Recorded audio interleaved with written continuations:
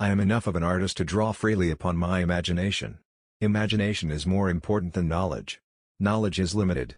Imagination encircles the world. The important thing is not to stop questioning. Curiosity has its own reason for existence. One cannot help but be in awe when he contemplates the mysteries of eternity, of life, of the marvelous structure of reality. It is enough if one tries merely to comprehend a little of this mystery each day.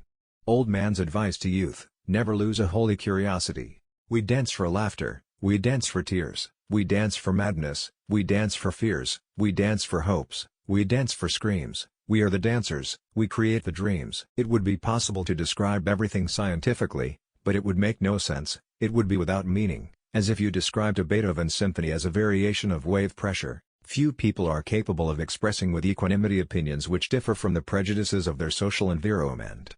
Most people are incapable of forming such opinions. From the standpoint of daily life, however, there is one thing we do know, that we are here for the sake of each other, above all for those upon whose smile and well-being our own happiness depends, and also for the countless unknown souls with whose fate we are connected by a bond of sympathy. I cannot imagine a God who rewards and punishes the objects of his creation, whose purposes are modeled after our own. A God, in short, who is but a reflection of human frailty.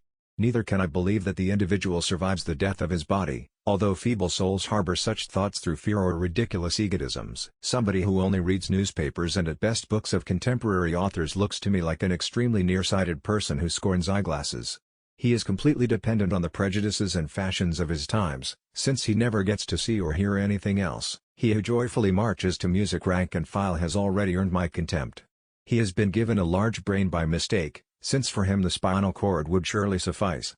This disgrace to civilization should be done away with at once. Heroism at command, senseless brutality, deplorable love of country stance and all the loathsome nonsense that goes by the name of patriotism. How violently I hate all this, how despicable and ignoble war is. I would rather be torn to shreds than be part of so base an action. It is my conviction that killing under the cloak of war is nothing but an act of murder. I cannot imagine a God who rewards and punishes the objects of his creation, whose purposes are modeled after our own. A God, in short, who is but a reflection of human frailty. Neither can I believe that the individual survives the death of his body, although feeble souls harbor such thoughts through fear or ridiculous egotisms. The most beautiful thing we can experience is the mysterious. It is the source of all true art and science. He to whom the emotion is a stranger, who can no longer pause to wonder and stand wrapped in awe, is as good as dead. His eyes are closed. The insight into the mystery of life, coupled though it be with fear, has also given rise to religion. To know what is impenetrable to us really exists, manifesting itself as the highest wisdom and the most radiant beauty, which our dull faculties can comprehend only in their most primitive forms. This knowledge, this feeling is at the center of true religiousness. The word God is for me nothing more than the expression and product of human weaknesses, the Bible a collection of honorable, but still primitive legends which are nevertheless pretty childish.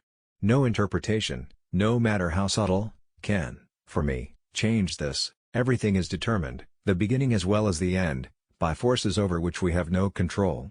It is determined for the insect, as well as for the star. Human beings, vegetables, or cosmic dust, we all dance to a mysterious tune, intoned in the distance by an invisible piper. Great spirits have always encountered violent opposition from mediocre minds. The mediocre mind is incapable of understanding the man who refuses to bow blindly to conventional prejudices and chooses instead to express his opinions courageously and honestly. Teaching should be such that what is offered is perceived as a valuable gift and not as hard duty. Never regard study as duty but as the enviable opportunity to learn to know the liberating influence of beauty in the realm of the spirit for your own personal joy and to the profit of the community to which your later work belongs. We are in the position of a little child entering a huge library, whose walls are covered to the ceiling with books in many different languages. The child knows that someone must have written those books. It does not know who or how. It does not understand the languages in which they are written.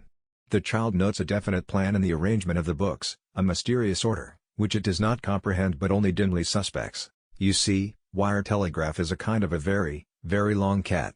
You pull his tail in New York and his head is meowing in Los Angeles. Do you understand this? And radio operates exactly the same way. You send signals here, they receive them there. The only difference is that there is no cat. Gravitation cannot be held responsible for people falling in love. How on earth can you explain in terms of chemistry and physics so important a biological phenomenon as first love?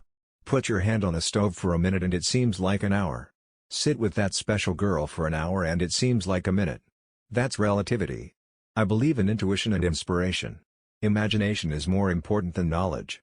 For knowledge is limited, whereas imagination embraces the entire world, stimulating progress, giving birth to evolution. It is, strictly speaking, factor in scientific research.